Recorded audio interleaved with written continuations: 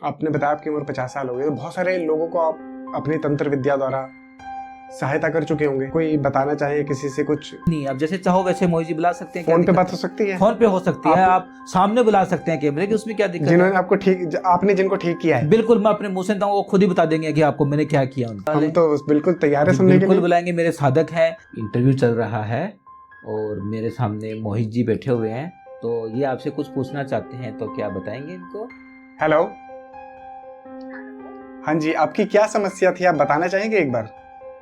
जी, मेरी समस्या ये थी। पर गुरुजी ये बात सच कोई बताता नहीं है ना। आप तो बता रहे हैं कैमरे पे सबके सामने, पर लोग यहाँ पे गुमराह कर देते हैं लोगों को। तो मेरा बच्चा क्या मकर संक्रांति वाले दिन पतंग उड़ा रहा था, तो वो क्या कि वो मतलब 7वीं मंजिल से वो नीचे गिर गया।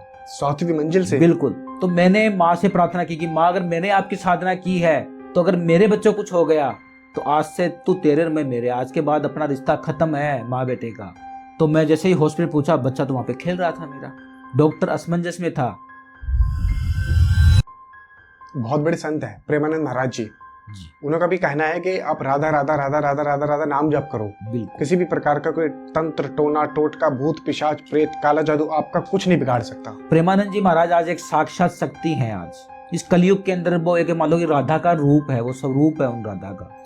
आपके हिसाब से सबसे ज्यादा खतरनाक तंत्र कौन कर रहा है आज के समय में? किन्नर तांत्रिक, एक मुस्लिम तांत्रिक, मौलवी, शाणा शेवड़ा, भगत, अघोरी, किसकी शक्तियों में ज्यादा पावर होती है? देखिए पावर तो, और 90% केसों के अंदर यही होता है कि या तो क्या है कि उनके ऊपर पितर दोष, देव दोष या प्रैतिक दोष होता है, या वो किसी ग्रहों से पीड़ित होते हैं और वो भटक कहीं और रहे होते हैं। आपने भी काल भैरव बाबा के बारे में बताया था। मैंने सुना था कि अगर कोई काल भैरव बाबा के दर्शन करना चाहता है तो काल भैरव बाबा के मंदिर में जाए, प्रसाद चढ़ाए और उस प्रसाद को वापस ले आए, बाबा पीछे पीछे आ जाएंगे।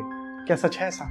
देखिए वो तो, और साधक खुद अपने घर में साधना करके भैरव जी के दर्शन करें ना, क्या दिक्कत? खुद घर में कर सकते हैं? बिल्कुल कर सकते हैं। भय मुक्ति पा सकता है, ग्रह क्लेश से छुटकारा पा सकता है, कर्जा मुक्ति पा सकता है, घर की कठिन से कठिन समस्याओं से जो अगर परेशानी है तो उससे छुटकारा पा सकता है। बताइए महाराज जी कैसे कर सकते हैं? जी बिल्कुल कर सकते हैं।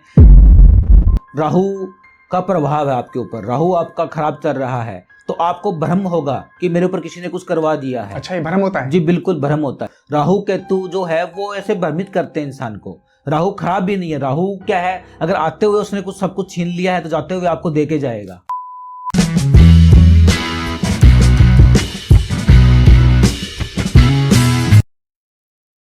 नमस्कार दोस्तों, मैं मोहित हाजिर हूं आपके सामने फिर से एक नए एपिसोड के साथ। आप देख रहे हैं द मोहित टॉक शो। आपने बहुत सारे एस्ट्रोलॉजर, तांत्रिक, अघोरी, न्यूमरोलॉजिस्ट को तंत्र पे बात करते हुए सुना होगा। बहुत सारे पॉडकास्ट आपने देखे होंगे तंत्र के ऊपर, और आपके मन के अंदर तंत्र को लेके बहुत सारे सवाल भी होंगे। बहुत सारी भ्रांतियां तंत्र के द्वारा फैलाई गई है, एस्ट्रोलॉजर के द्वारा फैलाई गई है। लोगों को भ्रमित किया जाता है वशीकरण के नाम पे, मारण क्रिया के नाम पे, उच्चाटन के नाम पे। पर आज का पॉडकास्ट आपके सभी डाउट्स क्लियर कर देगा। आपकी सभी परेशानी, सभी समस्याओं का हल आपको आज के पॉडकास्ट में मिलने वाला है। आज से पहले आपने ऐसा पॉडकास्ट नहीं देखा होगा जिसके अंदर समस्याओं के साथ साथ समाधान भी बताए जाएंगे। आज के पॉडकास्ट में आपको ऐसी ऐसी चीजों के बारे में पता चलेगा जो इससे पहले आपने किसी और पॉडकास्ट में नहीं सुनी होगी। तंत्र के गहरे राजों को खोलेंगे और गुप्त क्रियाओं के बारे में जानेंगे। और इन महत्वपूर्ण जानकारी को देने के लिए हमारे साथ हमारे स्टूडियो में एक खास गेस्ट उपस्थित है, ज्योतिष आचार्य मुकेश महाराज जी। तो स्वागत करते हैं हमारे आज के स्पेशल गेस्ट का। नमस्कार गुरु जी। नमस्कार जी, जय श्री श्याम। जय श्री श्याम। कैसे हैं आप? जी बिल्कुल ठीक। आपके हिसाब से सबसे ज्यादा खतरनाक तंत्र कौन कर रहा है आज के समय में? किन्नर तांत्रिक, एक मुस्लिम तांत्रिक, मौलवी, शाणा शेवड़ा, भगत, अघोरी, किसकी शक्तियों में ज्यादा पावर होती है? देखिए पावर तो सभी की ही शक्तियों में होती है। किसका किया हुआ तंत्र खतरनाक होता है? वैसे देखो, अघोरी या तांत्रिक या मियाँ मौलवी या किन्नर, देखो वो उनकी शक्तियों के ऊपर डिपेंड करता है। अगर करने वाला तो ये मान लो कि एक छोटा सा जो होता है ना, जो सीखने वाला, एक तंत्र क्रिया सीखने वाला होता है, वो भी कर दे तो उसका किया भी कोई तोड़ नहीं सकता है। लेकिन करने में वजन होना चाहिए। अब उनके पास पावर कितना है, किस तरीके से किया हुआ है, वो है। कई लोगों में इतनी शक्तियां होती है कि उनको कोई जरूरत नहीं है, सिर्फ पढ़ के या फूंक के कुछ सामने वाले को दे दे, अगर वो उसको खा पी ले तो भी पागल हो जाएगा। देखिए जिसके पास इतनी पावर है ना, वो किसी को पागल नहीं करेगा। अच्छा, वो लोक भलाई के लिए काम करेगा। नहीं, कोई पर बहुत भी सारे लोग गलत तो कर ही रहे हैं ना। नहीं, गलत कर रहे हैं, बिल्कुल मान रहा हूं मैं, लेकिन मैं उनको कोई सच्चा गौरी या तांत्रिक या कोई मुसलमान नहीं मान रहा हूँ। एक सच्चा मियाँ मौलवी हाँ, है सच्चा नहीं जो हुआ। हम मस्जिद में जाते हैं, और मेरे साधक बहुत सारे हैं जो उनसे झाड़ा लगवाते हैं, ठीक है ना। और अगर कोई नजर दोष लग गई है या उनका कोई मान लो कोई ऐसी कोई जो है, तो वो मंत्र पढ़ के वो पानी देते हैं, पिलाते हैं, वो सही का काम कर रहे हैं। हाँ, हर एक मौलवी को गलत नहीं होता है, हर एक तांत्रिक गलत नहीं होता है, हर एक अघोरी गलत नहीं होता सही है, बात है। लेकिन कुछ जो है अपनी शक्तियों का गलत प्रयोग कर रहे हैं। वो मारण क्रिया कर रहे हैं, किसी के ऊपर पागल करने के लिए कर रहे हैं, किसी का घर उजाड़ने के लिए कर रहे हैं, तो वो उन्होंने अपनी साधनाओं का गलत प्रयोग कर रहे हैं, तो उनकी शक्तियां क्षीण हो जाती हैं थोड़ी देर कभी में। हुआ है आपके सामने किसी ऐसे तांत्रिक अघोड़ी ओगर शानी शेवड़े भगत से जिसने आपके ऊपर अटैक करा हो, शक्ति बहुत की बार बढ़त कर हुई ली, है? मुझे तो अभी भी करते हैं मेरे पास, तो कि इतना ये हमारी काट क्यों कर रहे हैं, इतना ये क्यों हमारे से वो विपक्ष में क्यों जा रहे हैं। लेकिन जो शास्त्र निमित्त है वो तो है, सच्चाई जो है उसको कोई हिला नहीं सकता, सच्चाई तो सच्चाई रहेगी। कोई बताना चाहेंगे कोई किसी अघोरी या तांत्रिक से आपका शक्तियों का टकराव हुआ हो, नहीं, भिड़ंत बहुत हुई सारा हो? हुआ है मेरे जैसे जातक हैं, तो बहुत सारे ऐसे मतलब केसेज आए हैं, आपको क्या बताऊं, मेरी आज 50 साल की उम्र हो गई है, तो मैं कैसे बताऊं। लेकिन मेरे तो रोज ऐसे कैसे पालना पड़ता है कि मैं उनके उच्चारण करता हूँ, वो फिर कर देते हैं, फिर वो करने की कोशिश करते हैं, तो वो ऐसे मतलब क्या चलता, वो फिर वो हमारे ऊपर वार करते हैं कि हम इनको खत्म कर दें, तो कुछ नहीं कर पाएंगे। कराने वाले मेरे को समझ नहीं आती, कराने वाले लोग ऐसे ऐसे हैं जो लाखों लाखों रुपए खर्च करते हैं कि अपने शत्रु नाश के लिए, उनको परेशान करने के लिए। लोग क्यों करते हैं, सब जलन भावना है, उनको ईर्ष्या है, या वो उन्नति क्यों कर रहा है। आपने बताया आपकी उम्र 50 साल हो गई, तो बहुत सारे लोगों को आप अपनी तंत्र विद्या द्वारा सहायता कर चुके होंगे, मदद दे जी चुके होंगे। बिल्कुल किया है, बिल्कुल। कुछ कोई बताना चाहे किसी से, कुछ कोई बहुत सारे केस केसेस सुनाना चाहें? हैं जो मतलब किस्सा क्या सुना, मतलब आपको प्रैक्टिकल दिखा भी सकता हूँ मैं तो आपको। प्रैक्टिकल दिखा सकते हैं? बिल्कुल, आप जैसे चाहें वैसे। कैसे? अगर आप चाहें तो आप यहाँ पे बुला सकते हैं, आपके अपने फोन के ऊपर बुला सकते हैं, जैसे आप चाहो वैसे। उसको देखो, जो प्रमाणित है वो प्रमाणित। मैंने अपने जीवन में बहुत सारे केस सोल्व किए हैं, और मेरे पास कोई झूठ पाखंड का काम ही नहीं है। आप जैसे चाहो वैसे मोहित जी बुला सकते हैं। क्या फोन पे दिक्कत बात है? हो सकती है? फोन पे हो सकती है, आप सामने बुला सकते हैं कैमरे की, उसमें क्या दिक्कत है? जिन्होंने आपको आपने जिनको ठीक किया है, बिल्कुल, मैं अपने मुंह से बताऊं, वो खुद ही बता देंगे कि आपको मैंने क्या किया उनके लिए। कराइए सर। जी, बिल्कुल बुला लें। बिल्कुल तैयार है जी, सुनने के बिल्कुल लिए। बुलाएंगे। मेरे साधक हैं जो वो मेरा नाम सुन के, जब मेरे को आपने यहाँ पे बुलाया, तो वो नाम सुन के आ गए कि गुरुजी आए हुए हैं, तो वो बैठे हैं, उनको बुलाइए आप। आपके साथ आए हैं? बिल्कुल। आपके साथ क्यों आए हैं? वो उनको पता चल गया कि मैं यहाँ पे आया हुआ हूँ। मैं किसी, जैसे मैं कल रात को ही आ गया था यहाँ पे, अपने किसी शिष्य के यहाँ पे आया हुआ था। हाँ। तो उन्होंने ही आपको बताया था कि गुरुजी आए हुए, तो आपने मेरे को यहाँ बुला लिया, तो वैसे ही वो भी मेरा नाम सुन के आ गए। तो ऐसा तो नहीं कि आप ही के, मतलब लोगों को भी, मुझे क्या, लोगों को भी लगेगा कि यार साथ में आए हैं तो फिर हो सकता है। फोन पे बात करा देते हैं। मेरे बहुत सारे जजमान हैं जिनको मैं किसी को फोन पे भी करा सकते हैं, सामने भी करा सकते हैं। तो आप बात करा सकते हैं?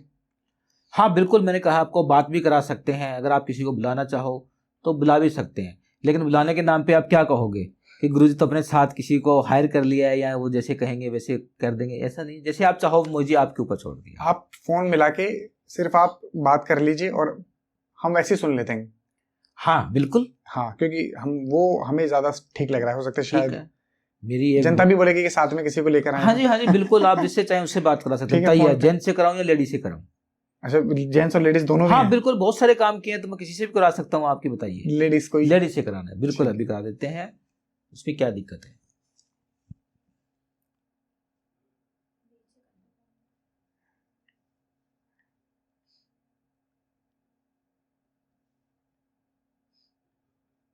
आप स्पीकर पे रखिएगा ताकि हम भी सुन पाए।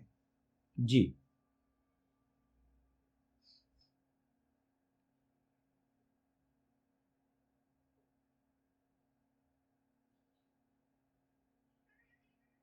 हेलो। कोटि कोटि प्रणाम गुरुजी। हाँ, आयुष्मान भव बेटे, दूधो ना हो पुतो फलो यशस्वी भव है।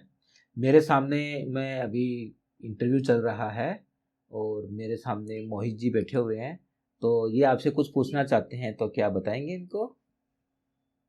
जी बिल्कुल गुरुजी। जी जी बिल्कुल। गुरुजी आप ही, मैं चाहता हूँ कि आप ही इनसे एक बार पूछ लीजिए कि आपकी क्या समस्या थी। नहीं, कितने मैं क्या समय से पूछूं, थी? आप पूछिए ना, क्या दिक्कत है? पूछिए आप पूछिए, बिल्कुल कोई दिक्कत नहीं है। हेलो। हेलो। हाँ जी, आपकी क्या समस्या थी, आप बताना चाहेंगे एक बार? मेरी समस्या थी कि शादी का मेरा सिलसिला था जिस 3 साल आप अभी बताइएगा आपकी समस्या क्या थी। गुरुजी कैमरे के पास, माइक के पास कर लीजिए ताकि आवाज रिकॉर्ड हो पाए। हाँ, ऐसे। जी मेरी समस्या ये थी कि हमारा शादी का जो था काम वो बन नहीं पा रहा था, कि जिस लड़के ने शादी के लिए मुझे बोल रखा था वो ऑन दी स्पॉट मुकर गया था। तब मैं गुरुजी के पास आई, इन्होंने मुझे बताया, उपाय बताए, और आज हम एक है दोनों। तो इन्हीं के कारण ही हम एक है।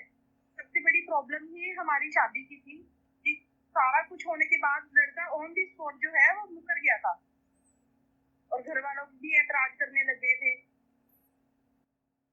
ये कितने दिन में हुआ ऐसा? ये ठीक मेरा जो कार्य है, जैसे कि मैं गुरुजी के पास आई तो लगभग इन्होंने मेरे को एक एग्जैक्ट टाइम और मुझे एक दिन बता दिया था कि आपका इस समय तक ये काम पूरा हो जाएगा। तो मेरा 15 दिन के अंदर अंदर मेरा काम जो है पूरा हो गया था। 15 दिन के अंदर अंदर? हाँ जी। क्या बात है जी, बहुत बहुत धन्यवाद जी ठीक है बेटे, बहुत बहुत धन्यवाद। जी गुरुजी, प्रणाम गुरुजी। अच्छा बेटे, आयुष मारो है तो ना हो तो मुझे यकीन नहीं हो रहा, बहुत सारे लोगों को भी नहीं हो रहा होगा, बट सच आप जानते हैं। और वो जिन देखिए, मैं अगर आपको अपने मुंह से कहता तो शायद आपको यकीन नहीं आता। हाँ, मुझे यकीन नहीं आ रहा ठीक है ना, लेकिन मैंने कहा कि मेरे साथ भी मेरे शिष्य रात्रि को ही मेरा नाम सुन के आ गए थे यहाँ पे, उनको मैं बुलाता ऑन कैमरा तो आपको ये लगता है कि हो सकता है गुरुजी ने, तो मैंने तो आप सामने फ़ोन मिलाया। मेरे बहुत सारे शिष्य हैं, किसी को भी फ़ोन मिला के, क्योंकि हम जो निष्पक्ष भाव से काम करना है तो फिर क्या डरना। मुझे बहुत सारे लोग अभी भी बोलेंगे हो सकता है कैमरे पे या अब फोन पे देखिए, बोलने नहीं वाले करती तो हो। देखो प्राइम मिनिस्टर के अंदर भी गलतियां निकाल देते हैं, ताजमहल में भी कमियां निकाल देते हैं। कमियां निकालने वालों को तो कम वो है, कुछ कर नहीं सकते हैं। क्या बात है। तो आपने तंत्र के माध्यम से इन्हें सही किया था, फिर कुंडली उंडली का था? नहीं, इनका घर वाले नहीं मान रहे थे और लड़का भी धीरे धीरे मुकरने लग गया था, और उनके कुछ सात्विक पूजाएं की थी, कुछ रेमेडीज बताई थी तो हो गया था। इनमें तंत्र की जरूरत ही नहीं पड़ी थी। तंत्र क्रियाओं के तो बहुत सारे जैसे जैसे रियल में आता है, और तंत्र क्रियाओं को 90% लोगों को वहम होता है, जैसे मैंने आपको बताया।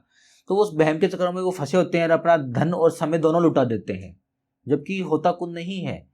तो मैं सभी से यही निवेदन करना चाहूँगा कि अगर कोई भी किसी को भी अगर किए कराए का तंत्र का ऐसा कोई वहम है तो वो पहले अपनी कुंडली का रिसर्च कराएं, किसी अच्छे विद्वान को, किसी ज्योतिष से प्रिडिक्शन करवाएं, साधना के द्वारा दिखाएं और फिर आगे बढ़े। ऐसे डायरेक्ट अगर आप किसी अघोरी से, तांत्रिक से मुलाकात करोगे तो वो अपना उपाय बताएंगे। और आजकल क्या है कि देखो, दुनिया में बहुत ज्यादा फ्रॉड चल रहा है, गुमराह किया जाता है लोगों को, गुमराह किया जा रहा है, पहले डराया जाता है और फिर तंत्र के नाम पे डराया जाता है, धमकाया जाता है, उनको ब्लैकमेल किया जाता है उनको। बिल्कुल सही बात है। तो मैं उसकी चीजों के बिल्कुल खिलाफ हूँ। पहले अपने आप सात्विक तरीके से अपनी कुंडली का रिसर्च करवाएं, वैदिक सात्विक और आध्यात्मिक क्रियाएं ये अपने पुराणों से चलती आ रही हैं, तो उस विधि का प्रयोग करवाएं। उसके बाद अगर वो आपको कहें कि भी हमारे बस का नहीं है, आप किसी ज्योतिष तांत्रिक से मिलो या किसी अघोरी से मिलो या किसी मुसलमान से कराओ, तो फिर आपको चलना चाहिए महाराज। गुरुजी, आपको बुलाने का मेरा एक मकसद था, और वो ये था कि आज बहुत सारे लोग तंत्र पे ज्ञान दे रहे हैं, मारण क्रिया पे बता रहे हैं, वशीकरण के ऊपर बता रहे हैं, उच्चाटन के ऊपर बता रहे हैं, और इससे लोगों को भ्रमित भी किया जा रहा है, कहीं ना कहीं डराया भी जा रहा है। और मुझे ऐसा लगता है कि शायद ये लोगों को गुमराह करके पैसे कमाने का एक धंधा बन चुका है। मैं आपसे जानना चाहता हूँ, क्या एक अघोरी, एक तांत्रिक, एक एस्ट्रोलॉजर, एक न्यूमरोलॉजिस्ट क्या तंत्र के माध्यम से किसी की जिंदगी बदल सकता है, या फिर ये लोगों को गुमराह करके उनसे पैसे कमाने का एक जरिया बन चुका है? देखिए, सबसे पहले तो मैं आपको यह कहना चाहूंगा कि कोई भी ज्योतिष, तांत्रिक, चाहे विद्वान कोई भी है, वो किसी की किस्मत नहीं बदल सकता। हम क्या करते हैं, अगर आपकी किस्मत में कोई जो चीजें हैं, वो आपके भाग्य में जो रुकावटें आ रही है, हम उन रुकावटों को दूर कर सकते हैं, न कि आपके भाग्य को बदल सकते हैं। जिस चीज के कारण आपके भाग्य में तब्दीली आ रही नहीं आ पा रही है, भाग्य का विकास नहीं हो पा रहा है, जो अड़चन है, उस अड़चन को कोई भी ज्योतिष है, विद्वान है, तंत्र है, अघोरी है, उस चीजों को दूर कर सकता है। आपका भाग्य नहीं बदल सकता, भाग्य तो हमेशा कर्म करने से ही बदलेगा। बाकी मैं बहुत सारे मैंने चैनल देखता हूँ, मुझे खुद को हंसी आती है कि कोई जीव हत्याओं को बढ़ावा दे रहे हैं, कोई बलि दे रहे हैं। तो क्या तो कोई भी शक्ति बलि मांगती है? और ऐसा कौन सा शास्त्र है जिसके अंदर बलि को प्रमाणित किया गया है? शिव पुराण से लेके गरुड़ पुराण है, तांत्रिक पुराण है, कोई भी वेद के अंदर, चारों वेद, 16 शास्त्र, किसी के अंदर भी, किसी भी पुराण के अंदर किसी भी चीज को बलि बता ही नहीं गई है। हमारे हिंदू धर्म में हम बलि किसकी लगाते हैं? श्रीफल की बलि लगाते हैं, सात्विक बलि। सात्विक बलि इसको बोलते हैं, नारियल की बलि, श्रीफल की बलि लगती है। क्या माँ या कोई भी देवता है वो अपने बेटे की बलि लेना चाहेंगे? क्या अपने साधक की बलि लेना चाहेंगे? अगर वो बलि लेते हैं तो अपनी क्यों नहीं देते हैं? वो सही बात है। जीव हत्या क्यों? जीव हत्या क्यों? तो ये देखिए, मुझे खुद को हंसी आती है ऐसे पॉडकास्ट देख के, मैं खुद परेशान होता हूँ कि क्या क्या बढ़ावा दे रहे हैं पर लोग। गुरु जी ठीक है, आपने कहा कि आप भी तांत्रिक हैं, आप तंत्र क्रिया के माहिर हैं जी आप एस्ट्रोलॉजर, आप एस्ट्रोलॉजी से लोगों को समस्या को समाधान देते हैं, तंत्र से देते हैं, जी आप वास्तु के बारे में बताते हैं। जी बहुत सारे तांत्रिक अघोरी भी ये सारी चीजें करते हैं। बट वो ये कहते हैं कि अगर हम सात्विक तरीके से ये काम करें, सात्विक पद्धति पर चलकर ये काम करें, किसी के मारण क्रिया काटें, उच्चाटन काटें, किसी के ऊपर वशीकरण करें या प्रेतवादा काटें, तो हमें सात्विक में बहुत समय लगता है। तामसिक तरीके से हम करते तो बलि देनी जरूरी है, और वो कार्य जो हम 1 महीने के अंदर करेंगे वो 2 दिन के अंदर हो जाएगा। ऐसा कुछ नहीं है, ऐसा कोई प्रमाणित नहीं है, ऐसा कोई भी साधक नहीं है, ऐसा कोई जजमान नहीं है अभी मुझे सामने ला के दिखा दे जिसने 2 दिन में किसी का काम कर दिया हो, या 1 दिन में काम कर दिया, या कोई घंटा मिनटों में काम कर दिया हो। ठीक है, 1-2 दिन में नहीं होगा, पर उनका कहना है कि अगर 1 महीने में कोई कार्य हो रहा है तो बलि देके वही काम। देखिए, अपने सतयुग से लेके और आज कलयुग तक सात्विक, वैदिक और आध्यात्मिक क्रिया ही चलती आ रही हैं। भगवान श्री राम से लेके और आज कलयुग के अंदर तक हम क्या कि अपने घर में गृह प्रवेश करते हैं तो क्या हम बलि लगाते हैं? भाई गृह प्रवेश सात्विक अपने अनुष्ठान होते हैं। शादी विवाह में क्या बलि लगाते हैं? नहीं, बिल्कुल नहीं। क्यों नहीं लगाते हैं? जब अपने घर में हम सात्विक पूजाएं करते हैं, अनुष्ठान करते हैं, हम सुबह उठते हैं, भगवान का नाम लेते हैं, तो वहां पे जीव हत्या ही नहीं करते, तो फिर अपने घर में नहीं लगता तो फिर बाहर क्यों? सही बात है। कोई भी देवी, कोई भी देवता, कोई भी तंत्र क्रियाओं में बलि का कोई महत्व नहीं होता है।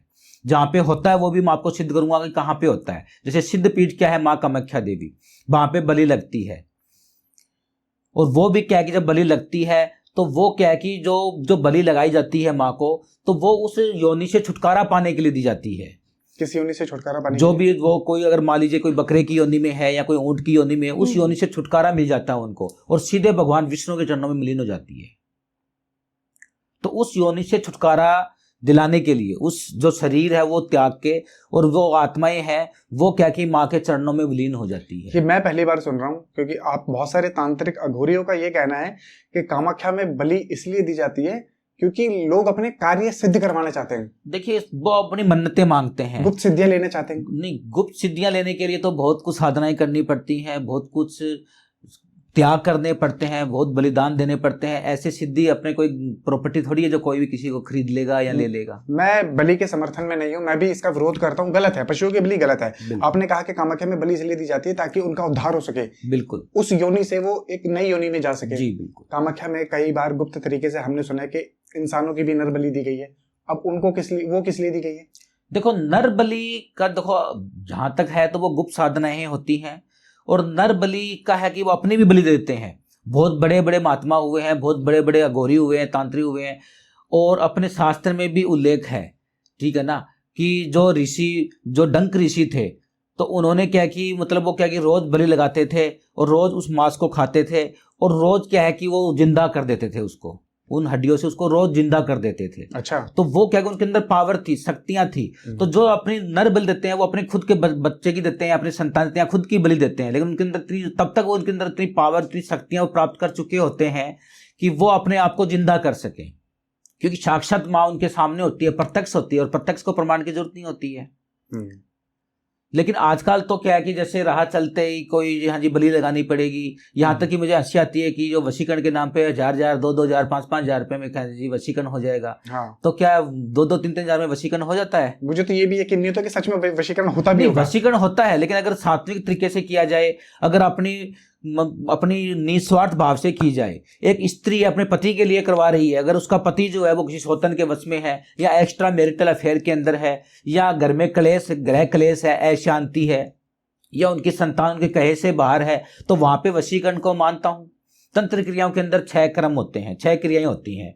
वशीकरण है, मोहिनी क्रम है, स्तंभन है, सम्मोहन है, उच्चाटन है, मारण क्रम है। तो इनका सबका अलग अलग प्रयोग दिया गया अपने तंत्र पुराण के अंदर कि वशीकरण कब किया जाए। कि एक स्त्री अपने पति के लिए करवा रही है वो गलत नहीं है, और ऐसे अगर आप किसी पड़ोसन के लिए करा रहे हो तो क्या मान लीजिए पड़ोसी का जो कुत्ता आपने पकड़ के जबरदस्ती अपने घर पे रख लिया, तो वो कितने दिन रख पाओगे आप उसको? 1 दिन 2 दिन, जैसे ही आपने गेट खोला वो कुत्ता घर से निकल के भाग जाएगा। तो वो ऐसे वशीकरण ना, पहली बात तो गलत है, नाजायज है, और कोई करता है वो भी गलत है, और ऐसे वशीकरण फलित भी नहीं होता है, साधक की साधनाएं क्षीण हो जाती हैं उससे। वशीकरण प्रकृति के विरुद्ध नहीं है? जी बिल्कुल विरुद्ध है, लेकिन एक स्त्री है, अगर उसको वो एक्स्ट्रा मैरिटल अफेयर में है, या उसका पति जो है वो मान लो किसी सौतन के वश में है, या मान लीजिए उनकी संतान जो है वो कहे से बाहर है, तो उसके लिए क्या किया जाए? हो सकता है सबका कहना है कि भाई भगवान की मर्जी के बिना पत्ता भी नहीं हिल सकता। जी बिल्कुल। आप अगर मैं बैठे हैं तो शायद भगवान प्रभु की इच्छा कहीं ना कहीं रही होगी। जी। तो अगर किसी औरत का किसी मर्द के साथ कोई रिश्ता खराब हो रहा है, पति पत्नी है, उनका रिश्ता खराब हो रहा है, तो कहीं ना कहीं भगवान की मर्जी नहीं है। और अगर भगवान की मर्जी है और एक तांत्रिक अपनी तंत्र क्रिया द्वारा उनको जोड़ रहा है, तो फिर ये तो भगवान के विरुद्ध जा रहा है। देखिए, हर चीज़ को हम भगवान की मर्जी नहीं मान सकते हैं। भगवान ने हर चीज़ के समाधान के लिए और हमारे इस दुनिया के अंदर जो है एक इस सृष्टि के ऊपर हर चीज़ के जो है अपने को एक ये मान लीजिए कि एक उपाय बता दिया है, हर चीज़ का एक महत्व बताया गया है। अगर कोई को किसी को बुखार है तो उसके लिए डॉक्टर दिया गया है, कोई नाजायज़ हमें को परेशान कर रहा है तो उसके लिए कानून व्यवस्था दी गई है। तो ऐसे ही क्या है कि उस विधि के विधान ने परमपिता परमात्मा ने, परमेश्वर ने क्या है कि ऐसी शक्तियां भी प्रदान की हैं जो सात्विक से लेकर तंत्र क्रियाओं तक है। ज्योतिष का हमारे जीवन में बहुत बड़ा प्रभाव है। ज्योतिष क्या है?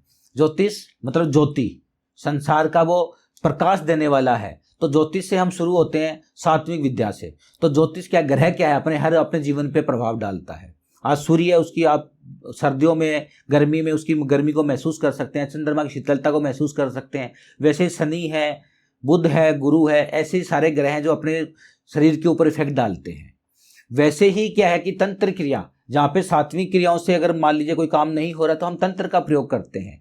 तो भगवान ने वो क्रिया इसलिए बनाई है कि अपने भले के लिए बनाई है। हाँ, सात्विक क्रिया से अगर फल नहीं मिल रहा तो हम तंत्र का इस्तेमाल कर रहे हैं। तंत्र का, और तंत्र सात्विक है। जी बिल्कुल। और सात्विक में नहीं, तामसिक है। जी बिल्कुल, तंत्र तामसिक है और तामसिक में बलि दी जाती है। तो ज्योतिष क्या है? देखिए, ज्योतिष से हम शुरू करते हैं। पहले तो लोगों को भ्रम ये रहता है, अगर मान लीजिए आज आपके ऊपर राहु का प्रभाव है, आपके ऊपर राहु आपका खराब चल रहा है, तो आपको भ्रम होगा कि मेरे ऊपर किसी ने कुछ करवा दिया है। अच्छा, ये भ्रम होता है? जी बिल्कुल भ्रम होता है, पर सच में होता नहीं है। बिल्कुल होता नहीं है, क्योंकि राहु का प्रभाव होता है। और राहु क्या है? पापी ग्रह है, दुष्ट ग्रह है। राहु केतु जो है वो ऐसे भ्रमित करते हैं इंसान को। राहु खराब भी नहीं है। राहु क्या है, अगर आते हुए उसने कुछ सब कुछ छीन लिया है तो जाते हुए आपको दे के जाएगा। तो ये तो फिर अच्छा ही हुआ। जी बिल्कुल। और उसने आते हुए कुछ दिया है तो जाते हुए कुछ लेके जाएगा। लेकिन राहु की कुदृष्टि में क्या होता है कि जातक को ऐसे महसूस होता है कि उसके घर के अंदर परेशानी आनी शुरू हो जाती है, वो मानसिक रूप से परेशान रहता है, घर में अनहोनी घटनाएं घटती हैं, तो उसको ये लगता है कि मेरे ऊपर किसी ने कुछ कर दिया है। तो हमारे पास ऐसे बहुत सारे केस आते हैं कि वो पीड़ित तो होते हैं घरों से, और उनको भ्रमण होता है कि उनको वो भ्रमित ये हो जाता है कि उनको भ्रम पैदा हो जाता है कि हमारे ऊपर किसी ने कुछ करवा दिया है। ऐसे में बहुत सारे तांत्रिक अघोरी के पास अगर बात करी जाए कि ऐसा ऐसा चल रहा है, तो सीधा बोल देंगे तेरे ऊपर किसी ने प्रेत छोड़ दिया, टोटका कर दिया, कोई तंत्र क्रिया कर दिया। और ऐसे में तो आदमी घबरा जाएगा और फिर ऐसे वो ठगा जाएगा। सर देखो, मैं किसी की देखो वो तो नहीं करना चाहूंगा, बट आपने एक सही तरीका बताया। आप सही मार्ग बता रहे हैं कि अगर ऐसा है तो राहु की दिशा भारी होगी। देखिए, मैं राहु की ही बात नहीं कर रहा हूँ अकेले। अगर मान लीजिए कि कोई जातक आता है परेशानी में है, तो पहले हम उनकी कुंडली का प्रेडिक्शन करेंगे। हम ठीक है, उनकी कुंडली का प्रेडिक्शन, उनकी ग्रहों की दशा देखते हैं। अगर कुंडली में कोई ग्रह दशा उनकी खराब चल रही है तो ग्रहों का उपाय करेंगे, क्यों वहां तक पहुंचना है हमें। पर गुरुजी ये बात सच कोई बताता नहीं है ना।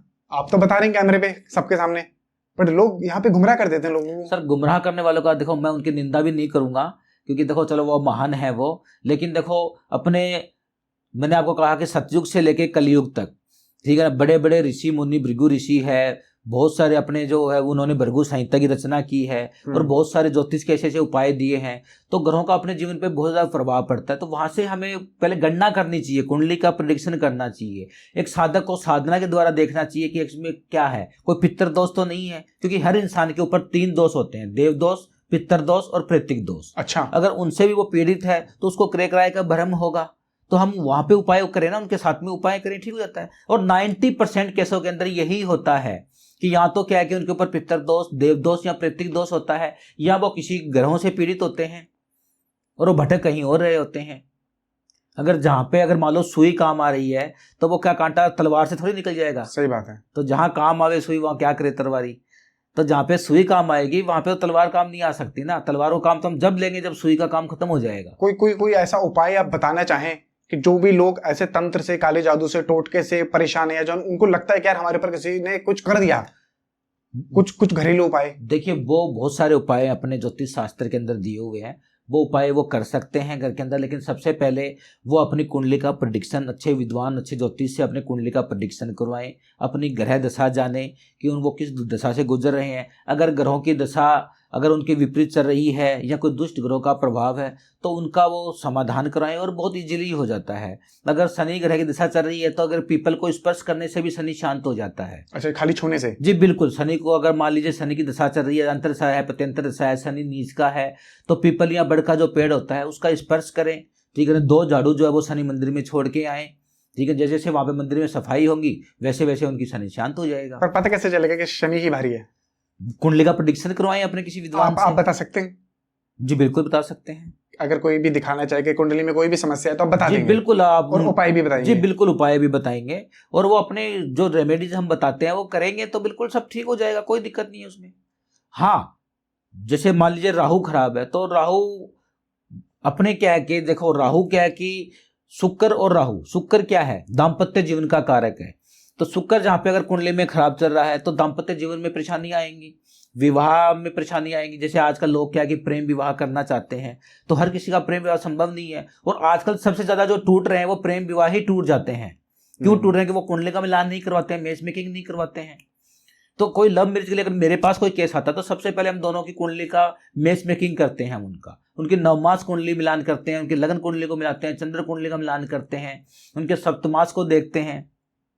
तो शुक्र क्या कि दाम्पत्य जीवन का कारक है। अगर वहां पे क्या है कि अगर मान लो कोई मिल ही नहीं रही है तो हम उनको मना कर देते हैं कि प्रेम विवाह नहीं हो सकता आपका, अब बेकार में फालतू में भटके ना इधर उधर। तो उसमें कोई तंत्र से उपाय नहीं कर सकते कि ग्रहों को बदल दे? अभी थोड़ी देर पहले आपने कहा कि जब भगवान ने बनाया नहीं है तो फिर कैसे होगा? नहीं, भगवान ने नहीं बनाया तो कैसे होगा, ठीक है, लेकिन आपको इस चीज का ज्ञान है, तरीका है, नॉलेज है, आप कोई उपाय तो बता सकते हैं? देखिए, जहां तक मालूम भाई वशीकरण भी तो है।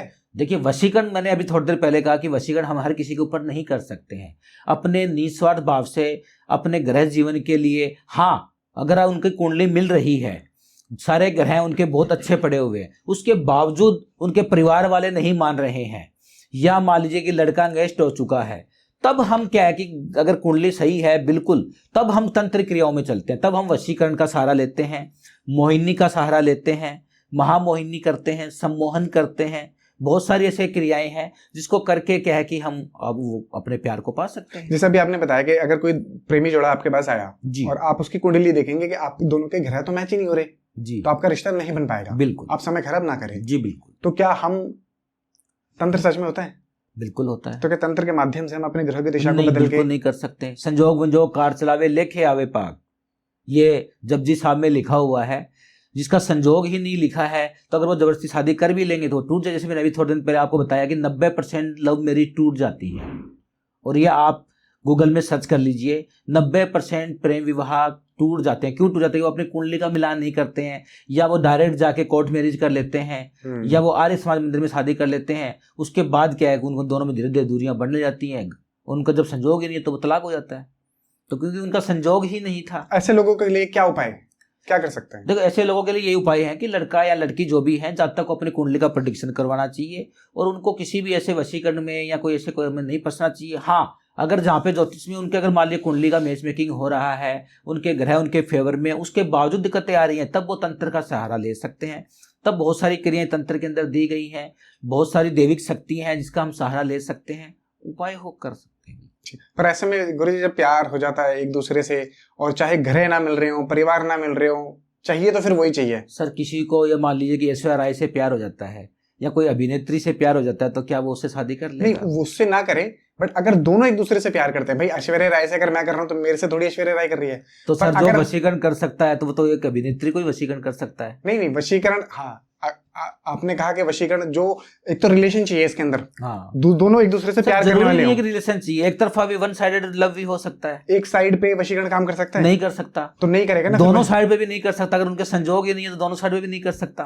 तो वही मैं पूछ रहा हूँ कि अगर दोनों साइड में ही ये भी प्यार नहीं करता, ए वाला बी वाला भी प्यार नहीं करता, तो अब कोई व्यक्ति इस पॉडकास्ट को देख रहा है, उसका तो बेचारे का दिल टूट जाएगा। तो कोई उपाय नहीं हो सकता कि उनका रिश्ता जोड़ जाए? देखिए, ऐसे देखो, मैं ऐसे बिल्कुल भी नहीं कह सकता कि ऐसा कोई रिश्ता जुड़ जाए, क्योंकि मेरे पास ऐसे बहुत सारे, कभी कभी तो मैं हमारे खुद को जो मेरे शिष्य अटेंड करते हैं तो वो कहते हैं जी वो पड़ोसी उनको वशीकरण करना है, हाँ, भाभी हाँ, को हाँ। वशीकरण अच्छा, आते हैं आपके करना पास है, ऐसे? बहुत सारे ऐसे मतलब आते हैं। तो वो हम क्या कि फ़ोन मेरे तक पहुंचते ही नहीं है, वो मेरे जो शिष्य लोग हैं वो पहले से ही मना कर देते हैं कि सर ऐसा कोई यहाँ पे काम नहीं होता है हमारे पास। क्योंकि मोहल्ले की भाभी, कोई पड़ोसन, कोई बिल्कुल, बहुत सारे ऐसे कैसे जाते हैं, और मैं बहुत सारे मैं यूट्यूब के ऊपर वीडियोस वगैरह देखता हूँ, तो ऐसे क्या मेरे को हंसी आती है कि ऐसा कैसे हो सकता है। और फिर दूसरा, वो धर्मपराय नहीं है वो, कि किसी की दूसरी को पत्नी को वश में करना क्या अच्छा है नहीं, ये? वो तो गलत बात है। और जो कर रहा है उसके लिए भी जातक की साधनाएं छीन हो जाती हैं। अगर अच्छा हम्म। जो सही साधक है, जिसने साधनाएं की हुई है, अपने ज्ञान प्राप्त किया हुआ है, हम्म। तो ज्ञान उसने अपनी साधना से बड़ी मेहनत से प्राप्त किया जाता है। तो ऐसे थोड़ा ना कि वो छोटे छोटे काम करके वो अपनी साधनाओं को खत्म कर देगा, उसकी साधनाएं छीन कर लेगा वो अपनी साधनाओं। तो मतलब ऐसे लोग अलग ही हो जाए तो वो ज्यादा अच्छा है। बिल्कुल, पहले मैं यही कहूंगा अपनी कुंडली का प्रेडिक्शन कराएं, ग्रहों का मिलान करवाएं। अगर उनकी कुंडली मिल रही है तो फिर बहुत सारे साधन है, हो सकता है कि उनकी कुंडली मैच मेकिंग में कोई दिक्कत हो तो ग्रहों के उपाय करने से ही हो जाए। उसके बावजूद जो, जैसे मैंने आपको बताया कि उसके बाद वशीकरण से हम शुरू होते हैं, मोहिनी होता है, स्तंभन होता है, सम्मोहन होता है, उच्चाटन होता है। उच्चाटन क्या है? कोई पति पत्नी में मान लो कि कोई थर्ड पर्सन आ चुकी है, या किसी के रिलेशनशिप में कोई थर्ड पर्सन आ चुकी है, तो उसको दूर करने के लिए उच्चाटन कर्म होता है। तो ऐसी बहुत सारी क्रियाएं हैं। 9 देवियां हैं, ठीक है ना, ऐसी शक्तियां हैं। माँ कामाख्या देवी है, माँ बगलामुखी है, माँ कामाख्या देवी है। तो ऐसे क्या कि माँ काली है जो आज भी साक्षात है, भैरव जी है। माँ काली आज भी साक्षात हैं? जी बिल्कुल, शक्तियां हैं। जैसे आज महाकाल भैरव है, आज भी साक्षात है। महाकाल भैरव? जी बिल्कुल साक्षात है, आज भी आप खुद देख सकते हैं, अपनी आंखों से देख सकते हैं। कैसे? बिल्कुल, आप उज्जैन में जाइए, अपने हाथों से शराब पिलाइए उनको, और आज साइंस भी उनको नहीं पकड़ पाया कि शराब कैसे पी रहे हैं ये। सुना है हजारों हजारों टन शराब बिल्कुल गायब हो जाती है रोज। ये मान लीजिए कि हजारों, मतलब हजारों लीटर मान कह सकता हूँ, चलो हजारों लीटर मान लीजिए, हजारों लीटर रोज शराब वहां पे पिलाई जाती है। कोई चमत्कार तो है। तो चमत्कार है, माँ कामाख्या देवी है, आज साक्षात चमत्कार है। क्योंकि जैसे एक स्त्री जैसे पीरियड आती है, एक महीना आती है, तो वैसे माँ कामाख्या देवी भी आज ये मान लो कि महीना आते हैं, और उनका जो व्हाइट कपड़ा है उस समय जो इस्तेमाल होता है, उस कपड़े का तंत्र क्रियाओं में प्रयोग किया जाता है। और एक साधक को अपनी साधनाएं पूर्ति के लिए जो वो तंत्र क्रियाएं सीख रहा है या किसी के लिए कर रहा है, उसके अंदर कारागार साबित होती है। अच्छा, सफलता की 100% उसके अंदर ये मान लो गारंटी होती है। सफलता की 100% गारंटी है? जी बिल्कुल, क्योंकि आज भी माँ साक्षात एक ये मान लो रजनवर्ती होते हैं। ठीक है, आपने भी काल भैरव बाबा के बारे में बताया था। जी, मैंने सुना था कि अगर कोई काल भैरव बाबा के दर्शन करना चाहता है तो काल भैरव बाबा के मंदिर में जाए, प्रसाद चढ़ाए और उस प्रसाद को वापस ले आए, बाबा पीछे पीछे आ जाएंगे। क्या सच है ऐसा? देखिए वो तो बाबा के ऊपर है, प्रसाद तो हजारों लोग चढ़ाते हैं और भक्तों पे सब पे नजर होती है। लेकिन कोई भी साधक जो है, आज भी महाकाल जो है, जो भैरव है, तो काल भैरव आज भी देखो साक्षात है। और घर में अगर कोई भय मुक्ति है, दुश्मन से कोई छुटकारा पाना चाहता है, या कर्जा मुक्ति है, या अपने करियर की ग्रोथ के लिए है, तो आज भी भैरव साधना है। अगर वो चाहे तो खुद भी कर सकता है या करवा भी सकता है, क्योंकि आज भैरव जी साक्षात एक शक्ति है जो भगवान शिव के अवतार हैं। और साधक खुद अपने घर में साधना करके भैरव जी के दर्शन करें ना, क्या दिक्कत? खुद घर में कर सकते हैं? बिल्कुल कर सकते हैं। क्या घर में सात्विक तरीके से? बिल्कुल सात्विक तरीके से कर सकते हैं। काल भैरव बाबा की सिद्धि? बिल्कुल, काल भैरव बाबा की सिद्धि अपने खुद अपने घर में कर सकते हैं, और बहुत ही सात्विक तरीके से कर सकते हैं। उनके दर्शन पा सकते हैं, भय मुक्ति पा सकता है, ग्रह क्लेश से छुटकारा पा सकता है, कर्जा मुक्ति पा सकता है, घर की कठिन से कठिन समस्याओं से जो अगर परेशानी है तो उससे छुटकारा पा सकता है। बताइए महाराज जी, कैसे कर सकते हैं? जी बिल्कुल कर सकते हैं। कृष्ण पक्ष के रविवार को या मंगलवार को दक्षिण दिशा की तरफ एक चौकी लगानी है, उस पर काला कपड़ा बिछाना है, ठीक है, उस पर कुछ चावल की ढेरी लगानी है, और उस पर क्या है कि तिल्ली के तेल का दीपक जलाना है। साधक को भी काले कपड़े पहनने हैं, दक्षिण दिशा की तरफ मुंह करके बैठना है, और ओम ही काल भैरवाय नमः इस मंत्र का लगातार उसको जप करते रहना है 11 से 21,000। और अर्धरात्रि को ये पूजा होती है, तो ये करे 11 दिन लगातार। अगर साधक करता है तो जिस मनोकामना के लिए करता है तो वो साक्षात उसको वो क्या कि वो मनोकामना उसकी 100% पूर्ण होती है। कितने दिन की साधना होगी? 11 दिन की। पर 11 दिन के अंदर फिर कुछ डरावने अनुभव भी होंगे? देखो वो महाकाल भैरव है, काल भैरव है, शमशान भैरव है, ठीक है ना। तो भैरव अगर मान लो आभास शक्ति अगर कोई भी आती है तो उनका आभास तो होगा, और उनको कुछ साधक को वो उसको महसूस करने से, उनको अपने अंदर वो शक्तियों को, या मान लो कि देखने के लिए, या देखो, या फिर उनको महसूस करने के लिए उनके अंदर पावर भी चाहिए साधक के अंदर। सही बात है। वो उनके अंदर विल पावर होना चाहिए। हाँ, हर शरीर नहीं झेल पाएगा इन बड़ी शक्तियों नहीं, को। बिल्कुल। देखो, दर्शन तो बहुत दुर्लभ चीज है, क्योंकि उनका तेज जो है, उनका जो प्रकाश जो है, वो क्या कि हम काल भैरव का क्या कि बर्दाश्त ही नहीं कर पाएंगे। अंधा हो जाता है इंसान, बड़े से बड़ा साधक जो अंधा हो जाता है। आज तक कोई भी शास्त्र निमित्त है कि आज तक कोई भी शक्ति पृथ्वी के ऊपर नहीं आई है, क्योंकि जो शक्तियां हैं वो पवित्र होती हैं। वो पृथ्वी उन्होंने पैर नहीं रखा आज तक किसी भी शक्ति ने, लेकिन उनके अंश जो है वो पृथ्वी के ऊपर आते हैं, या उनको दर्शन होते हैं, सिर्फ उनको आभास होता है, उनको वो महसूस कर सकते हैं। जैसे प्रेत आत्मा है, किसी शरीर में चली गई या किसी को दिखाई दे रही है, तो वो महसूस कर सकते हैं। जैसे भगवान को हम पॉजिटिविटी महसूस करते हैं, मंदिर में जाते हैं, या आप सुबह पूजा पाठ करते हो, या आप जैसे आपने माला पहनी हुई है, अब माला जाप करते हो तो पॉजिटिविटी महसूस करते हो। सही बात। तो वैसे ही काल भैरव की अगर आप साधना करते हैं तो उनकी पॉजिटिविटी जो है, एक सकारात्मक एनर्जी है, वो महसूस करेंगे आप उनकी।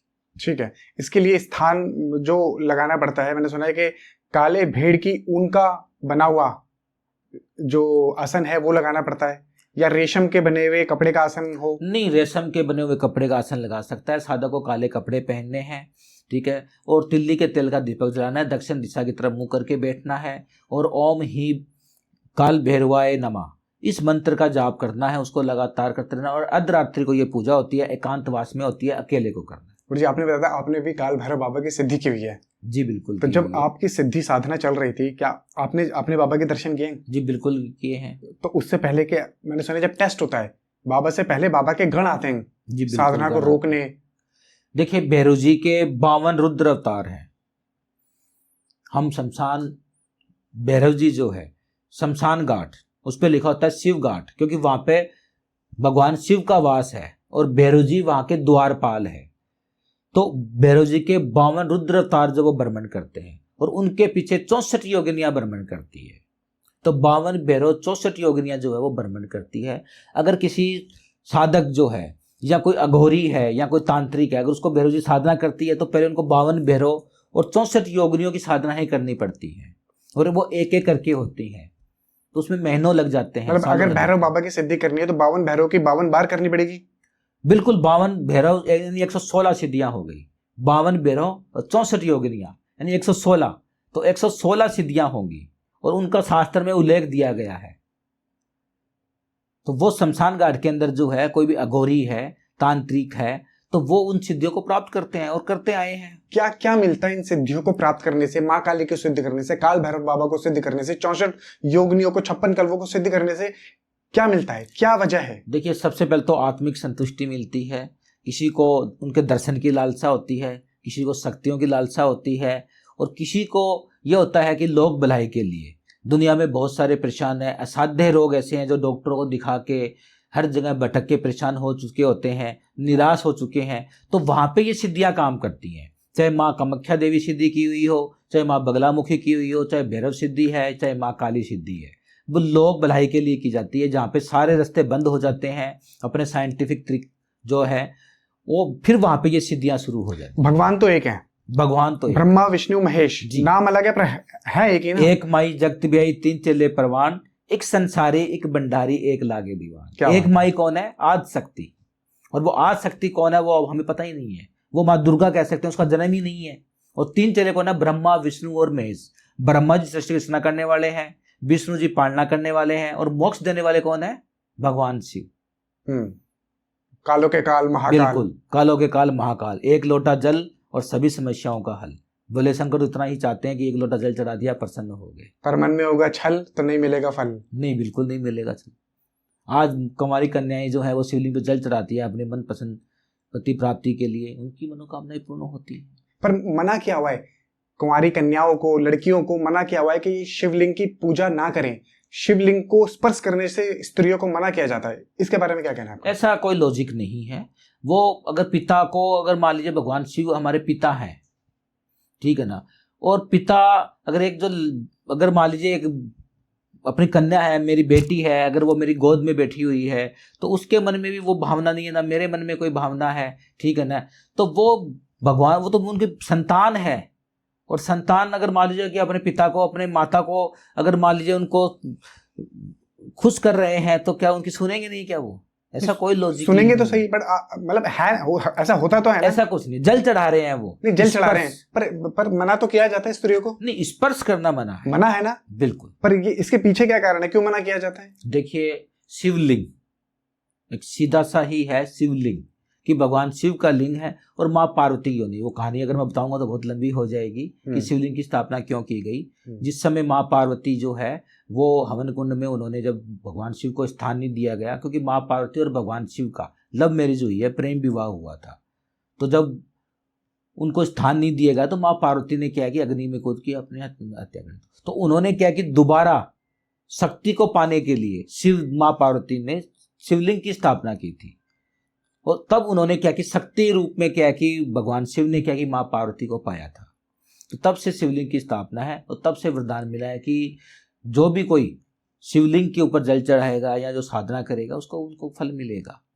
गुरु जी, कोई ऐसा उपाय बता सकते हैं? बहुत सारे लोगों के ऊपर कोई प्रेत बाधा होता है, कोई भूत की बाधा होती है, किसी के ऊपर कोई चुड़ैल, डायन, पिशाच या कोई जिन बैठा होता है। कभी कोई ऐसा कोई केस आपने देखा हो, ऐसी चीज को कोई काटा हो या सामने अपने शक्ति महसूस करी हो?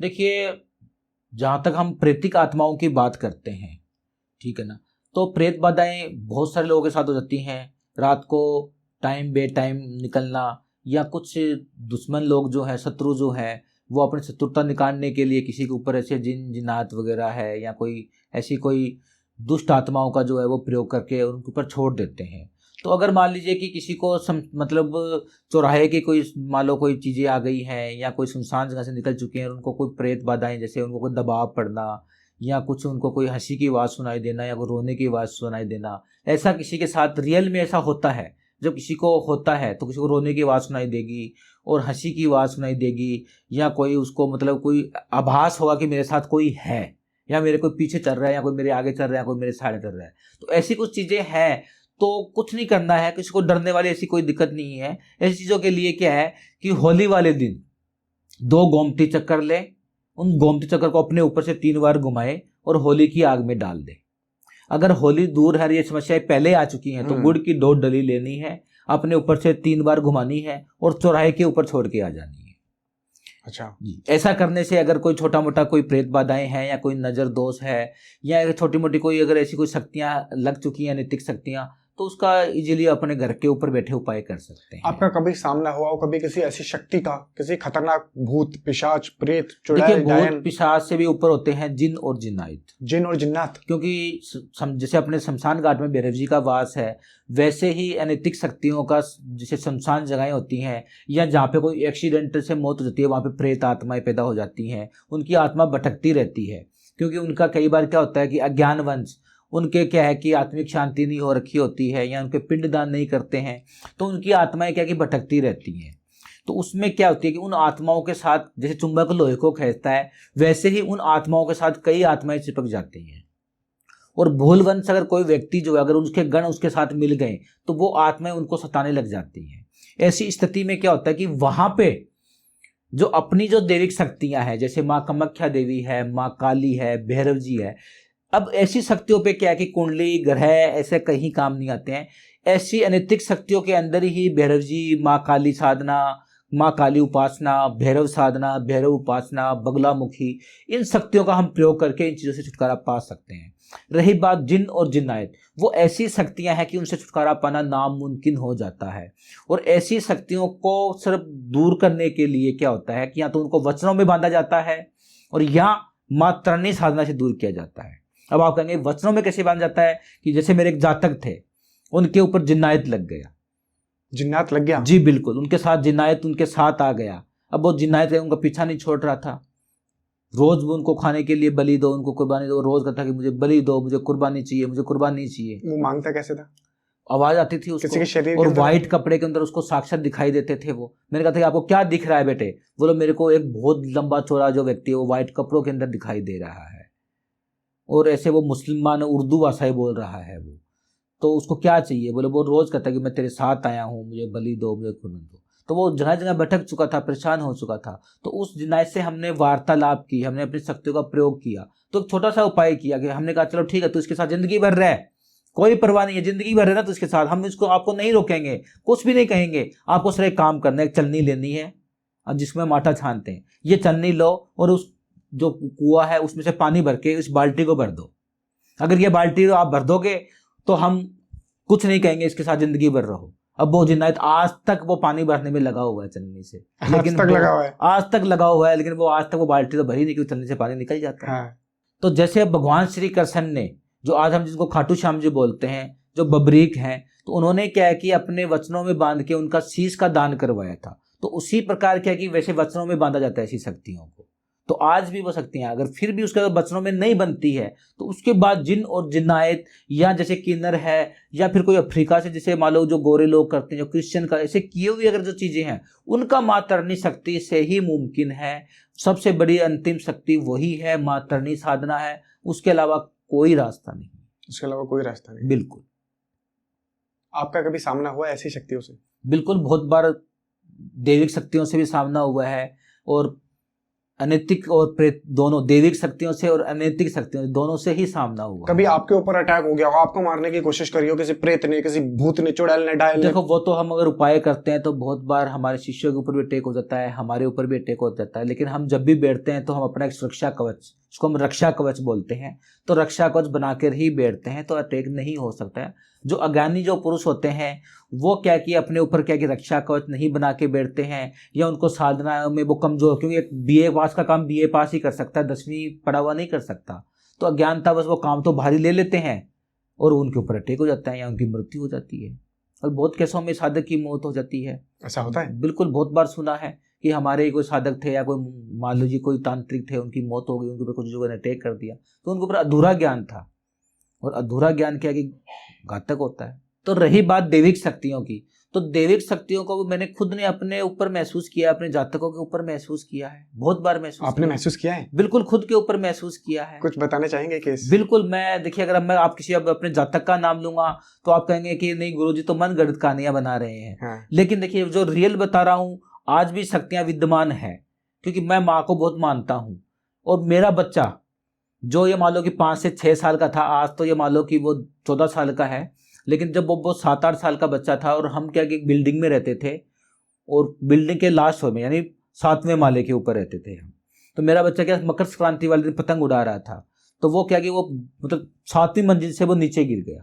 7वीं मंजिल से? बिल्कुल। और मकर संक्रांति वाले दिन मैं कोई पूजा पाठ अनुष्ठान के लिए बाहर गया हुआ था, मेरे पास क्या है कि फोन आता है पड़ोसी का कि आपका बच्चा जो है वो 7वीं मंजिल से नीचे गिर गया।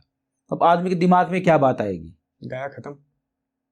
तो मैंने माँ से प्रार्थना की कि माँ अगर मैंने आपकी साधना की है तो अगर मेरे बच्चों कुछ हो गया तो आज से तू तेरे और मैं मेरे, आज के बाद अपना रिश्ता खत्म है माँ बेटे का। तो मेरे पास मैं जा रहा हूँ, तुरंत मैंने किया, मैंने गाड़ी को स्टार्ट किया, तुरंत निकल पड़ा। जैसे ही मैं लाल बत्ती के ऊपर रुकता हूँ, मैं माँ से प्रार्थना करता हूँ, तो मेरे को माँ का आभास होता है कि कुछ नहीं होगा। क्या बात है। और मेरे को तुरंत मेरे पास फोन आता है कि बच्चा जो है वो बिल्कुल ठीक है, लो बच्चे से बात कर लो आप। तो बच्चा कहता है पापा मैं बिल्कुल ठीक हूँ पिताजी, आप टेंशन मत लीजिए। क्या बात। अब मेरे मन में दूसरा विचार आने लग गया कि बच्चा कहीं अपंग ना हो गया हो, हाथ पैर टूट जाते हैं। हाथ पैर 7वीं मंजिल बहुत होती है, तो बच्चा कोई अपंग ना हो गया हो या बेसहारा ना हो गया हो। तो मैं जैसे ही हॉस्पिटल पूछा, बच्चा तो वहां पे खेल रहा था मेरा। डॉक्टर असमंजस में था क्योंकि मुझे जाने में वहां 1 घंटा लगा, 1 घंटे में उन्होंने सिटी स्कैन एक्सरा जो भी करना था वो सब कुछ कर लिया। डॉक्टर कहते कि ये मजाक कर रहे हैं कि आपका बच्चा 7वीं मंजिल से गिरा। सही में? उन्होंने दूसरे बच्चे को दिखाया कि देखो ये पहली मंजिल से गिरा, इसके हाथ पैर टूट गए हैं उसके। और मेरा बच्चा रियल, मैं माँ की कसम खा के कह रहा हूँ ये बात आपको कि रियल है ये। क्या बात, मुझे खुद मतलब आश्चर्य हो रहा है। आज वो बच्चा 14 साल का हो चुका है, बिल्कुल हष्ट-पुष्ट है। हमने वो जब बच्चे हम हॉस्पिटल से आए और रात को हम बैठे थे, तो मैंने उस बच्चे से प्यार से पूछा कि बेटा ये बताओ कि जब तुम मंजिल से गिर रहे थे तो आपने क्या महसूस किया, अच्छी लगी क्यों नहीं तुम्हारी? कोई मतलब कोई नीचे कोई गद्दा वगैरह पड़ा था या कोई जाल वगैरह लगा था? गद्दा भी होता तो भी नहीं बचा पाता। गद्दा या फिर जैसे जाल लगाते हैं ना, तो जैसे कोई जाल वगैरह लगा था। बोले पापा कुछ नहीं लगा था जाल वगैरह वहां पे, जबकि कांटे नीचे उनके वो कीले वगैरह रखे हुए थे, उन कबाड़ का सामान रखा हुआ था लोह लकड़ का, तो हड्डियां टूट जाती। लेकिन मेरे को महसूस हुआ कि कोई मतलब कोई औरत है जिसने लाल वस्त्र पहने हुए हैं, काले वस्त्र धारण किए हुए हैं, लाल और काले वस्त्र धारण किए हुए हैं, और उनका प्रचंड रूप है, और उन्होंने मेरे को गोद में उठा लिया। ये बताया? बिल्कुल, मेरे बच्चे ने बताया, और आज भी वो उस शक्ति को महसूस करता है कि मैं जो किसी ने गोद में लिया, वो अनुभव करता है आज भी वो। क्या बात है। और उससे भी ज्यादा देखो, हम लड्डू गोपाल की सेवा करते हैं घर के अंदर। तो जो मेरी धर्मपत्नी है, उनको 2 महीने पहले सपना आने लगा था कि हमारे घर में कोई बच्चा आ रहा है, और वो उनके आने से 1 महीने पहले मेरा बच्चा, ये मान लो कि उस समय, ये मान लो ये उसके बाद की बात है, 8-10 साल का हो चुका था, 2 साल बाद की कहानी है ये। तो 2 साल बाद, मतलब मान लो कि हम लड्डू गोपाल जी लेके आ रहे हैं, उनको सपना आ रहा है कि कोई कर्सन रूप में कोई बच्चा अपने घर में बांसुरी बजाता हुआ आ रहा है। उसने मेरे को बताया कि मेरे को ऐसे दिखाई दे रहा है 2-3 दिन से कि कोई बच्चा बांसुरी बजाते हुए आ रहा है। मैं कहा हो सकता है हम भगवान कृष्ण की कोई कृपा हो रही है अपने ऊपर, तो ठीक है। 1 महीने बाद उनकी छाती से मतलब दूध आने लग जाता है, और उनको महसूस होता है कि भगवान जो कृष्ण जो है वो, मतलब लड्डू गोपाल जी जो है वो दूध पी रहे हैं। क्या बात है। मतलब मैं जो साक्षात है वो बता रहा हूँ आपको। मैं खुद सुन के मेरे रोंगटे खड़े हो रहे हैं। और 1 महीने बाद मेरा मतलब कोई जो, मतलब मेरे जो जजमान थे, वो लड्डू गोपाल जी मेरे लिए लेके आते हैं कि लो, तो मैं घर पे नहीं होता हूँ, तो वो कहते हैं कि लो बहन जी, ये लड्डू गोपाल आपके लिए बेटा लेके आई हूँ मैं, क्या अब इनको बेटे के रूप में पालना। तब उनकी आंखों से आंसू आने लग गए कि देखो ये आने के लिए तरस रहे थे मेरे पास। और जो राधा रानी होती है, वो देखो लड्डू गोपाल की सेवा हर कोई करता है, लेकिन राधा रानी किसी के घर में नहीं होती है, बहुत कम के घर में होती है। हाँ सही बात। और लड्डू गोपाल के साथ हमारे साथ के राधा रानी भी घर में विराजमान है। उनकी विशेष कृपा है माँ राधा की कि जो हमारे घर में विराजमान है। क्या बात है। क्योंकि राधा, लड्डू गोपाल जी तो हर कोई पाल लेता है, लेकिन राधा रानी की सेवा करना बहुत कठिन होता है, और बहुत ही वो कम घरों में आती है। क्योंकि राधे राधे पुकारने से भगवान कृष्ण जी प्रसन्न हो जाते हैं, उनको कुछ नहीं चाहिए। उनको कृष्ण का नाम मत लो, राधे का नाम ले दो। बहुत बड़े संत है प्रेमानंद महाराज जी, जी, उनका भी कहना है कि आप राधा राधा राधा राधा राधा राधा नाम जप करो। बिल्कुल। किसी भी प्रकार का कोई तंत्र टोना टोटका भूत पिशाच प्रेत काला जादू आपका कुछ नहीं बिगाड़ सकता। देखिए, राधा नाम जो है, नाम जाप, नाम आप किसी भी मानते हैं, चाहे माँ काली को मानते हैं, दुर्गा को मानते हैं, राम को मानते हैं, किसी को मानते हैं, नाम जप जो ऐसी शक्ति होती है कि वो नाम के जप करने से वो जो नाम है वो उसको अभिमंत्रित कर रहे हैं आप, उसको सिद्ध कर चुके होते हैं आप। प्रेमानंद जी महाराज आज एक साक्षात शक्ति हैं। आज इस कलयुग के अंदर वो एक, मान लो कि राधा का रूप है, वो स्वरूप है उन राधा का।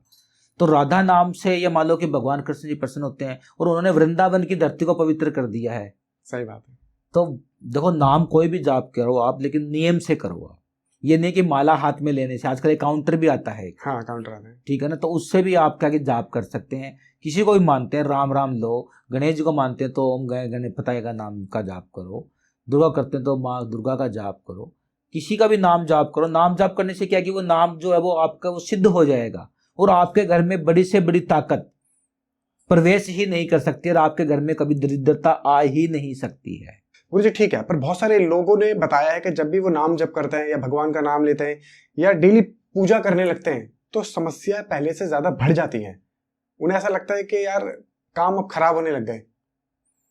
देखिए, आप किसी शादी विवाह फंक्शन में जाते हो और वहाँ पे नृत्य ज्ञान के, जिसको ऑर्केस्ट्रा बोलते हैं, वो नृत्य कर रही हैं, और उनको आप वहाँ पे वो 3 बजे तक 4 बजे तक वो चल रहा है, और वहाँ पे पार्टी चल रही है, तो वहाँ पे आपको नींद नहीं आएगी वहाँ पे आप। सही बात है। और आप किसी कीर्तन चल रहा है, भगवान का नाम का जाप हो रहा है, वहाँ पे आपको नींद आनी शुरू हो जाएगी। हाँ सही बात है। क्योंकि वो कांटों की सैया है। जहाँ ऑर्केस्ट्रा में गए हो वहाँ पे तो कांटों की सैया पे नींद थोड़ी आएगी आपको। और कीर्तन जो भगवान का नाम ले रहे हो वो तो फूलों की सैया है, उस पे तो नींद आएगी ना आपको, वहाँ पे तो आराम मिलेगा आपको। सही बात। तो एक कांटों की सैया है, एक फूलों की सैया, आप किसको अपनाना है वो आपके हाथ में है वो तो ऐसे ही हम नाम जाप करते हैं, जाते जाते तो घर में जो नेगेटिव एनर्जी है वो निकलती है। जैसे एक पक्षी जो है वो टहनी के ऊपर बैठता है तो वो टहनी हिलती है, और जब वो पक्षी टहनी से उड़ेगा तभी वो टहनी हिलेगी, क्योंकि जब वो बैठता दबाव बढ़ता है और जब वो उड़ता दबाव बढ़ता है।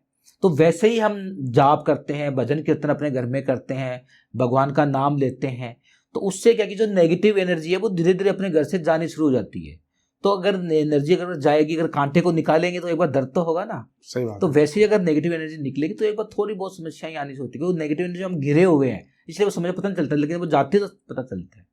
तो नाम जाप या भजन कीर्तन, घर में कुछ भी आप नियम जो आपने बनाए हुए हैं वो अवश्य ही करने चाहिए। उससे कभी नाम जाप से, कीर्तन से भगवान के पूजा अर्चना से कभी कोई नेगेटिव एनर्जी नहीं आती है, घर में पॉजिटिविटी बनी रहती है और दैविक शक्तियों का वास होता है। तो गुरुजी नमस्कार, बहुत बहुत धन्यवाद, बहुत मज़ा आया आपके साथ बातें करके, और आपने बहुत ही सरल और आसान तरीके से तंत्र के बारे में समझाया, बताया, गहरे राजों को खोला। बहुत बहुत धन्यवाद जी। बिल्कुल। आप कुछ कहना चाहेंगे जनता से? जी बिल्कुल, मैं जनता से यही कहना चाहूँगा कि आप कभी भी भ्रम में ना पड़े या अंधविश्वास में ना पड़े। पहले सच्चाई जांचें, पहले अपने गुरुजनों से या किसी विद्वान से मिलें और उसके बाद ही आप आगे बढ़ें। अन्यथा आप अंधविश्वास में पड़ के अपना पैसा और धन दोनों बर्बाद कर सकते हैं। तो आप एक सच्चे और एक अच्छे विद्वान से मिलें और अपने समय का सदुपयोग करते हुए, जिनके पास रियल में आज शक्तियाँ हैं, अपने सात्विक धर्म में बहुत सारे पूजा कर्म अनुष्ठान और बहुत सारे रेमेडीज हैं जिसके द्वारा भी आप छुटकारा पा सकते हैं। तो आप सही जगह सही परामर्श करें। बिल्कुल सही बात है, बिल्कुल सही कहा गुरुजी ने। और मैं भी यही कहना चाहता हूँ, बहुत सारे लोग गलत एस्ट्रोलॉजर, तांत्रिक, अघोरी के झांसों में आ जाते हैं, बातों में आ जाते हैं और अपना कई पैसा बर्बाद कर देते हैं। हम किसी भी प्रकार के अंधविश्वास को बढ़ावा नहीं देना चाहते और ना ही हम ये बोलते कि आप हमारे माध्यम से किसी को पैसे दें। आप समझदार जागरूक व्यक्ति हैं, किसी से भी अगर आप बातें करते हैं तो अगर आप पैसे देते हैं तो ये आपकी पूर्ण जिम्मेदारी होगी, इसमें हमारी कोई जिम्मेदारी नहीं है। हम आपको यही बोलेंगे कि आप पैसे किसी को ना दें, अपनी समझदारी का इस्तेमाल करें, संयम का इस्तेमाल करें। ये पॉडकास्ट ज्ञान के लिए है, सीख के लिए है, समझ के लिए है, सनातन धर्म को आगे बढ़ाने के लिए है, ना कि आपके पैसे को बर्बाद करने के लिए। इसके साथ साथ कैसा लगा आपको आज का पॉडकास्ट, कमेंट में अपनी राय जरूर बताइएगा। कमेंट्स में हर हर महादेव, जय मां काली, जय काल भैरव जरूर लिखेगा। और इस चैनल को लाइक कीजिए, शेयर कीजिए, सब्सक्राइब कीजिए और देखते रहिए द मोहित टॉक शो। मिलते हैं अगले एपिसोड में। नमस्कार।